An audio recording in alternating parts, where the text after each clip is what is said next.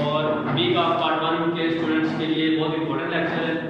B com के students जो कि आपके 5 क्वेश्चन आपने सोल्व करने होते हैं 8 में से, उसमें से ये 3 लॉ है जिसमें से एक लॉ आपका हर हाल में पेपर में आता है 20 नंबर का। और जो आई कॉम के स्टूडेंट हैं उनके लिए ये 10 नंबर का लॉ जो है वो पेपर में लाजमी आता है। अब law of diminishing marginal utility है क्या चीज़? डिमिनिशिंग का मतलब है कि किसी भी चीज़ की कमी वाक़ हो जाना। अब लॉ ऑफ डिमिनिशिंग कहते हैं कि हम किसी भी चीज़ को रेगुलर मुसलसल इस्तेमाल करते जाएं, इतना इस्तेमाल करें कि उससे हमारा दिन भर जाए और हमारी तलब उससे बिल्कुल जीरो हो जाए, मतलब कि ख़त्म हो जाए। जैसे हम कहते हैं कि एक गाड़ी हम मुसलसल चला रहे हैं और चला चला के 1 साल चलाएंगे, 2 साल चलाएंगे, 3 साल चलाएंगे, यहाँ तक कि हम थक जाएंगे, हमारा दिल उससे भर जाएगा, हम कहेंगे ये गाड़ी बेच के अब नहीं ले लें। इसी तरह लॉ ऑफ डिमिनिशिंग भी यही कहते हैं कि अगर आप कोई भी चीज़ रेगुलर इस्तेमाल कर रहे होते हैं तो उससे जब आपका दिल भर जाता है, आपकी सेटिस्फैक्शन पूरी हो जाती है, तो वो फिर वो अपना नेगेटिव असर दिखाने लग जाती है। अब उस डेफिनेशन में यही है कि other thing remaining the same the continuous use of units give less and less satisfaction till it reach to zero, then it become negative. कि आप जब भी कोई चीज़ एक रेगुलर इस्तेमाल कर रहे होते हैं कि उसके यूनिट्स जितने भी इस्तेमाल कर रहे होते हैं उसकी सेटिस्फैक्शन कम से कम हो के जीरो हो जाती है और जीरो से नेगेटिव। मिसाल के तौर पर अगर मुझे प्यास लगी हुई है तो मैं 1 गिलास पानी पीऊँगा तो मेरी प्यास थोड़ी सी कम हो जाएगी। अगर मैं उसके साथ दूसरा गिलास पीता हूँ तो थोड़ी सी प्यास और कम हो जाएगी, तीसरा पीऊँगा तो और कम हो जाएगी। अब मेरी प्यास बिल्कुल जब जीरो हो जाएगी तो अगर उसके बाद मैं एक और गिलास पीऊँगा तो वो पानी हलक से बाहर आ जाएगा, तो ये इसका नेगेटिव इफेक्ट है। उसके बाद आती है यूटिलिटी। अब यूटिलिटी कहते हैं अफादे को। अफादा किस चीज को कहते हैं कि वो चीज जो आपकी सेटिस्फैक्शन पूरी करती है उसको अफादा कहते हैं। इसकी जो डेफिनेशन है, यूटिलिटी मीन एनीथिंग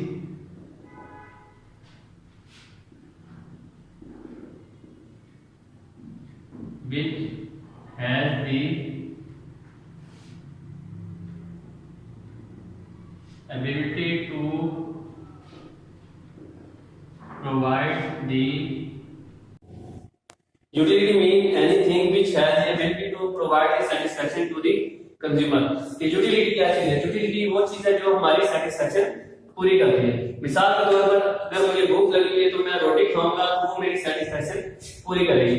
अगर मुझे प्यास लगी हुई है मैं पानी पीऊंगा तो वो मेरी सेटिस्फैक्शन पूरी होगी। कोई भी ऐसी चीज जो मेरी भूख खत्म करेगी, जो मेरी प्यास खत्म करेगी, या जो चीज मुझे जरूरत है वो उसकी सेटिस्फैक्शन पूरी करेगी, वो आपकी यूटिलिटी है। जो चीज आपको फायदा पहुंचाती है वो आपकी यूटिलिटी है।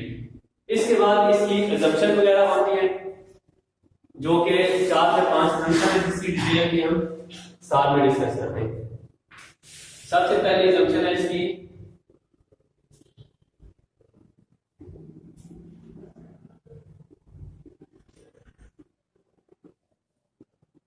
Homogeneous product.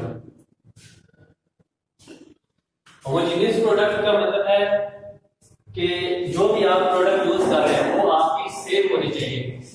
मिसाल के तौर पर अगर आप एक रेगुलर ग्लास इस्तेमाल कर रहे हैं, एक रेगुलर ग्लास में आप पानी पी रहे हैं, तो आपको रोजाना उसी ग्लास में पानी पीना पड़ेगा, क्योंकि जो मार्जिनल यूटिलिटी है वो आपकी साइज में मैटर करती है कि जिस चीज को आप रेगुलर इस्तेमाल कर रहे हैं उसी को इस्तेमाल करेंगे तो तब ये लॉ अप्लाई होगा, वरना दूसरी सूरत में ये लॉ अप्लाई नहीं होगा।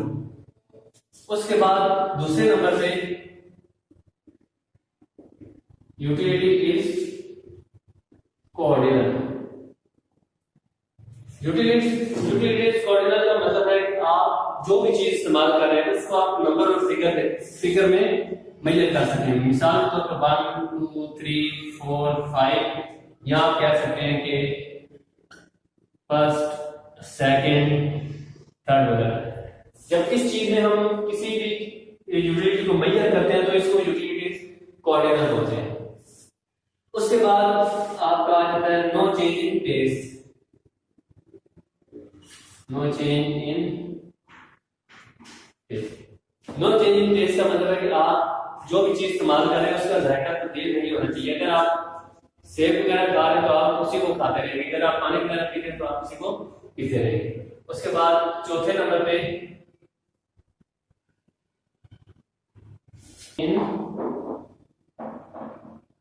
इनकम, जो भी कंज्यूमर की इनकम है वो चेंज नहीं होनी चाहिए। अगर कंज्यूमर की इनकम चेंज होगी, 2000 से इनकम 5000 में इंक्रीज हो जाएगी, तब ये लॉ आपका अप्लाई नहीं होगा। अगर इनकम 5000 से 2000 में 1000 में आ जाएगी, तब ये लॉ आपका अप्लाई नहीं होगा।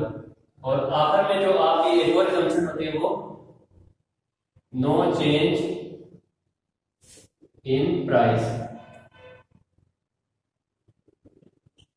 जो भी आपकी प्रोडक्ट की प्राइस है वो भी आपकी चेंज नहीं होनी चाहिए। जितनी आपकी प्रोडक्ट की प्राइस फर्स्ट टाइम थी वही रहनी चाहिए, क्योंकि जब भी आपकी प्रोडक्ट की प्राइस चेंज हो जाएगी तो कंज्यूमर उसको कम या ज्यादा इस्तेमाल करेगा, जिसकी वजह से ये लॉ अप्लाई नहीं होगा।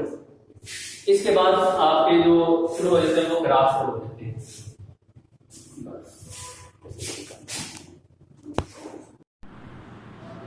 अच्छा, ग्राफ टेबल और ग्राफ के बाद इसकी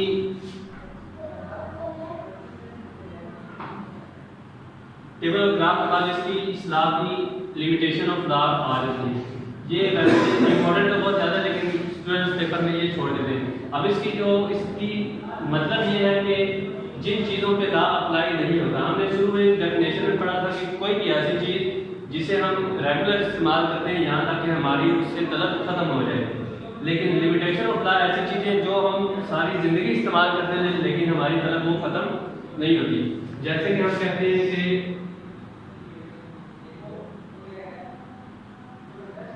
नॉलेज, अब नॉलेज हम जितना मर्जी हासिल करें इसकी कोई हाथ नहीं है, ये कहीं पे भी खत्म नहीं हो सकता। सारी जिंदगी बंदा कबर तक हासिल करता रहता है जब तक मर्जी हासिल करे। उसके बाद दूसरे नंबर पे आप कह सकते हैं कि पैसे, मनी। पैसे भी इंसान के पास जितने आए तो वो कहता है मेरे पास कम ही है, मेरे पास बहुत थोड़े हैं। जितने आए वो अपने पास रखता रहता है। उसके बाद हॉबीज,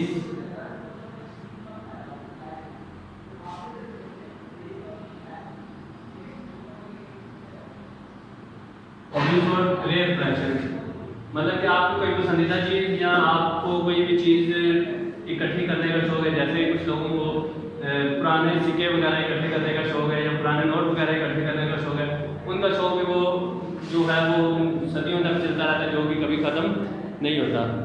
उसके बाद ड्रग्स, ड्रग्स पे भी ये लॉ अप्लाई नहीं होता, क्योंकि ये जो नशा करने वाले लोग होते हैं इनको भी जितना ज़्यादा नशा देंगे उसकी तलब उतनी ही ज़्यादा बढ़ती जाती है। इसमें भी कमी पैदा वाक़या नहीं होती। ये आपकी चार जो थी ये लिमिटेशन, ये लॉ ऑफ लिमिटेशन है जिनके ऊपर लॉ अप्लाई नहीं होता। इसके अलावा जितनी भी चीज़ें होती हैं उसके ऊपर लॉ अप्लाई होता है। ये था हमारा पहला लेक्चर लॉ ऑफ डिमिनिशिंग मार्जिनलिटी का, इकोनॉमिक्स पार्ट 1 के लिए और बीकॉम पार्ट 1 के लिए। Thank you very much. अब टेबल के बाद इधर से हम ग्राफ शुरू करेंगे। अब ग्राफ के दो हिस्से, नीचे जो लिखे होते हैं ये आपके यूनिट्स और ऊपर जो होते हैं ये आपकी फिगर लिखी होती है, जिसकी बिना पर हमने टोटल यूटिलिटी और मार्जिनल यूटिलिटी को मेजर करना है। अब ग्राफ कैसे बनेगा? ग्राफ बहुत केयरफुली आपने जो पेपर में बनाना है वो स्केल वगैरह लेके उसके साथ मैच करके आपने बनाना है। अब सबसे पहले आप देखेंगे यूनिट 1 पे आपकी मार्जिनल यूटिलिटी 8 है, तो मैंने यहाँ से यूनिट 1 और यहाँ से आपने 8 के ऊपर डाला। उसके बाद यूनिट 2 पे आपकी जो मार्जिनल यूटिलिटी वो 6 है, ये यूनिट 2 आ गया और ये आपका यूनिट 6 बन गया। उसके बाद यूनिट 3 पे आपकी मार्जिनल यूटिलिटी 4 है, तो ये आ गया यूनिट 3 और ये 4। उसके बाद यूनिट नंबर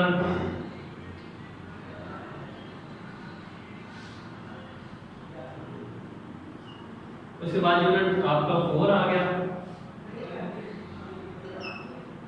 यूनिट 4 पे आपकी यूटिलिटी 2 है, तो ये आपकी यूनिट 4 और ये आपका 2। इसलिए यूनिट 5 पे आपकी यूटिलिटी जो है वो 0 और यूनिट 6 पे आपकी यूटिलिटी -2। क्यों -2 आखिर में? इसको आप मैच करते गए और पेपर में आपने स्केल के साथ मैच करना है। ये आपकी जो बनी है ये एमयू मार्जिनल यूटिलिटी। अब टोटल यूटिलिटी भी आपकी यहीं से शुरू होगी। अब इसको आप इग्नोर करते हो और उसको देख लें। यूनिट 1 पे आपकी यूटिलिटी 8 है, ये यूनिट 1 और ये 8 के ऊपर पहले ही दायरा लगा हुआ है। इस तरह यूनिट 2 पे आ जाए और यूटिलिटी है 14, यूनिट 2 और यूटिलिटी 14 यहाँ पे आता है। यूनिट 3 पे आपकी यूटिलिटी 18 आ जाती है, ये आ गया यूनिट 3 और ये आपका आ गया 18। इसी तरह यूनिट 4 पे आपकी यूटिलिटी टोटल यूटिलिटी 20, ये यूनिट 4 आ गया और यहाँ पे आपकी आ गई 20। इस तरह यूनिट 5 पे भी आपकी 20 है और यूनिट 6 पे आपकी 18, ये आ गया यूनिट 6 और ये आपकी आ गई 18। अब इसको आप मैच करते हैं, तो ये आपकी बन जाती है टोटल। ये था आपका ग्राफ। इसके बाद ग्राफ के बाद आपके पास इसकी